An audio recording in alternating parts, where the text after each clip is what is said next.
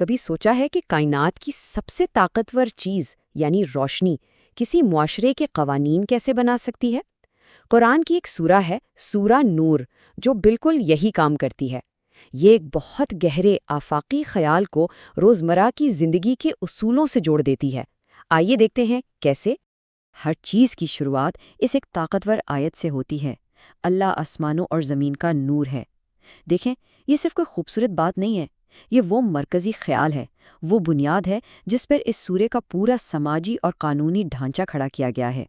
اس آیت کو آیت نور یعنی روشنی کی آیت کہا جاتا ہے، اور یہ کوئی سیدھا سادھا حکم نہیں دیتی، بلکہ یہ ایک تمثیل، ایک مثال استعمال کرتی ہے تاکہ ہم اس الہی روشنی کی حقیقت کو سمجھ سکیں۔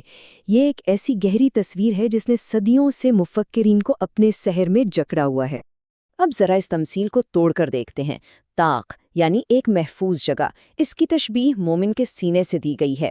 اس طاق کے اندر شیشہ ہے یعنی دل، جو ایک چمکتے ہوئے ستارے کی طرح بالکل صاف اور شفاف ہے۔ اس شیشے کے اندر چراغ ہے جو ایمان اور علم کی اصل روشنی ہے، اور یہ چراغ ایک ایسے تیل سے جلتا ہے جو اتنا خالص ہے کہ لگتا ہے آگ لگنے سے پہلے ہی خود روشن ہو جائے گا۔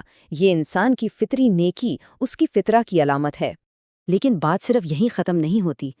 11ویں صدی کے عظیم فلسفی امام غزالی نے اس آیت کو ایک بالکل ہی الگ، ایک گہری فلسفیانہ نظر سے دیکھا اور اس کے معنی کی ایک نئی دنیا کھول دی۔ امام غزالی نے کہا کہ دیکھیں، روشنی کی دو قسمیں ہیں۔ ایک تو وہ ظاہری جسمانی روشنی ہے جسے ہماری آنکھیں دیکھتی ہیں، لیکن ان کے نزدیک یہ اصل روشنی نہیں ہے۔ اصل روشنی عقلی روشنی ہے، یعنی حکمت اور الہی علم کی روشنی، جسے صرف دل کی آنکھ سے محسوس کیا جا سکتا ہے۔ ایک روشنی دنیا دکھاتی ہے، دوسری سچائی۔ تو سوال یہ پیدا ہوتا ہے کہ اگر الہی روشنی کا تعلق اندرونی سچائی اور وضاحت سے ہے، تو اس وقت کیا ہوتا ہے جب معاشرہ جھوٹ اور بہتان کے اندھیرے میں ڈوب جائے؟ سورہ نور اسی سوال کا جواب ایک حقیقی تاریخی واقعے کے ذریعے دیتی ہے۔ اچھا، اس تعلق کو سمجھنے کے لیے ہمیں اس تاریخی واقعے کو دیکھنا ہوگا جس کے پس منظر میں اس سورہ کے قانونی احکامات نازل ہوئے۔ یہ صرف کوئی نظریاتی باتیں نہیں تھیں، بلکہ یہ ایک حقیقی بحران کا جواب تھا۔ یہ واقعہ افک کہلاتا ہے، یعنی بہت بڑا بہتان۔ جب منافقین نے نبی اکرم صلی اللہ علیہ وسلم کی زوجہ حضرت عائشہ رضی اللہ عنہا پر ایک گھنونا الزام لگایا تو پورا مدینہ شکوک و شبہات کے اندھیرے میں ڈوب گیا۔ 1 مہینے تک یہ بحران گہرا ہوتا رہا۔ پھر سورہ النور روشنی بن کر نازل ہوئی۔ اس نے نہ صرف سچائی کو ظاہر کیا بلکہ مستقبل میں معاشرے کو ایسے اندھیروں سے بچانے کے لیے قوانین کا ایک پورا نظام بھی دیا۔ تو قرآن نے اس اندھیرے کا مقابلہ کیسے کیا؟ اس نے سچائی کے لیے ایک غیر معمولی طور پر بلند معیار قائم کیا۔ زنا جیسے سنگین الزام کو ثابت کرنے کے لیے 1، 2 یا 3 نہیں بلکہ 4 عینی گواہوں کی ضرورت ہے۔ اور یہ سلائیڈ اس نظام کو بہت بہترین طریقے سے سمجھاتی ہے۔ اگر کوئی زنا کا الزام لگاتا ہے لیکن 4 گواہ پیش نہیں کر پاتا، تو الزام لگانے والے کو خود 80 کوڑوں کی سزا ملتی ہے اور اس کی گواہی ہمیشہ کے لیے ناقابل قبول ہو جاتی ہے۔ یہ ایک قانونی تالا ہے جو یقینی بناتا ہے کہ کسی کی عزت پر حملہ کرنا تقریباً اتنا ہی سنگین جرم ہے جتنا کہ خود زنا کا ارتکاب۔ اس طرح معاشرے کو افواہوں کے زہر سے پاک کیا جاتا ہے۔ لیکن ایک سوال پیدا ہوتا ہے، اگر الزام لگانے والا شوہر ہو جس کے پاس اپنی بیوی کے خلاف کوئی گواہ نہ ہو؟ یہ ایک انتہائی حساس اور پیچیدہ گھریلو معاملہ ہے۔ اس کے لیے شریعت نے ایک خاص طریقہ کار وضع کیا ہے جسے لیان کہتے ہیں۔ لیان ایک بہت ہی سنجیدہ اور باوقار عمل ہے۔ اس میں دونوں فریقین جج کے سامنے قسمیں کھاتے ہیں۔ شوہر 4 بار اللہ کی قسم کھا کر اپنی سچائی کا دعویٰ کرتا ہے، اور 5ویں بار وہ کہتا ہے کہ اگر وہ جھوٹا ہو تو اس پر اللہ کی لعنت ہو۔ اس کے جواب میں بیوی 4 بار قسم کھا کر کہتی ہے کہ وہ جھوٹا ہے، اور 5ویں بار وہ کہتی ہے کہ اگر وہ سچا ہو تو اس پر اللہ کا غضب نازل ہو۔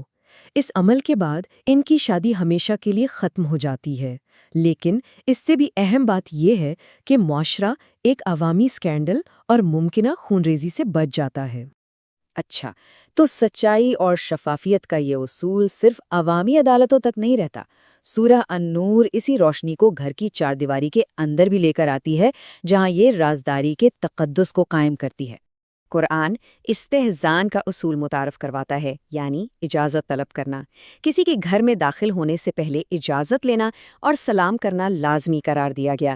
یہ 7ویں صدی کے عرب معاشرے کے لیے ایک انقلابی تبدیلی تھی، جہاں گھروں کی کوئی واضح حدیں نہیں تھیں اور لوگ اکثر ایک دوسرے کے گھروں میں بنا اجازت آ جا رہے تھے۔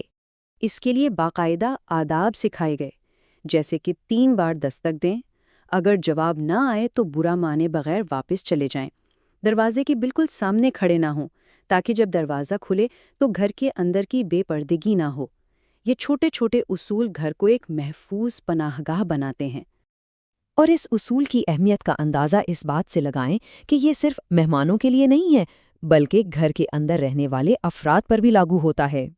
سورہ نور نے دن کے 3 ایسے اوقات مقرر کیے ہیں جنہیں رازداری کے اوقات کہا گیا ہے: فجر سے پہلے، دوپہر کے آرام کے وقت اور عشاء کے بعد۔ ان اوقات میں گھر کے بچوں اور ملازمین کو بھی والدین کے کمرے میں داخل ہونے سے پہلے اجازت لینے کا حکم دیا گیا تاکہ ہر کسی کی ذاتی زندگی کا احترام یقینی بنایا جا سکے۔ تو اب تک ہم نے جو کچھ دیکھا، اس سے کیا پتہ چلتا ہے؟ یہی کہ سورہ نور کس طرح ایک روحانی تصور کو ایک سماجی ڈھانچے میں ڈھالتی ہے۔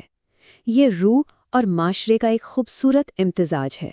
تو اصل بات یہ ہے، بہتان کے خلاف سخت قوانین اور رازداری کے تفصیلی آداب، یہ سب اسی ایک مرکزی خیال کا عملی نفاذ ہے۔ مقصد انسانی معاملات میں روشنی لانا ہے، یعنی سچائی، وضاحت اور شفافیت۔ سماجی برائی اندھیرے کی طرح ہے، اور یہ قوانین اس اندھیرے کو روشنی سے دور کرنے کے لیے ہیں۔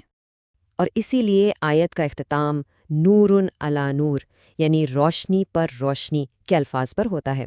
اس سے مراد یہ ہے کہ انسان کی فطرت میں پہلے سے ایک اندرونی روشنی موجود ہے، اور جب اس پر وحی کی بیرونی روشنی پڑتی ہے تو ہدایت مکمل ہو جاتی ہے۔ یہ دونوں روشنیاں مل کر انسان کو زندگی کے اندھیروں میں راستہ دکھاتی ہیں۔ اور یہ ہمیں ایک آخری گہرے سوال پر چھوڑ جاتا ہے: کسی بھی معاشرے کے سب سے بلند نظریات اور اس کے روزمرہ کے چھوٹے چھوٹے قوانین کے درمیان آخر کیا رشتہ ہوتا ہے؟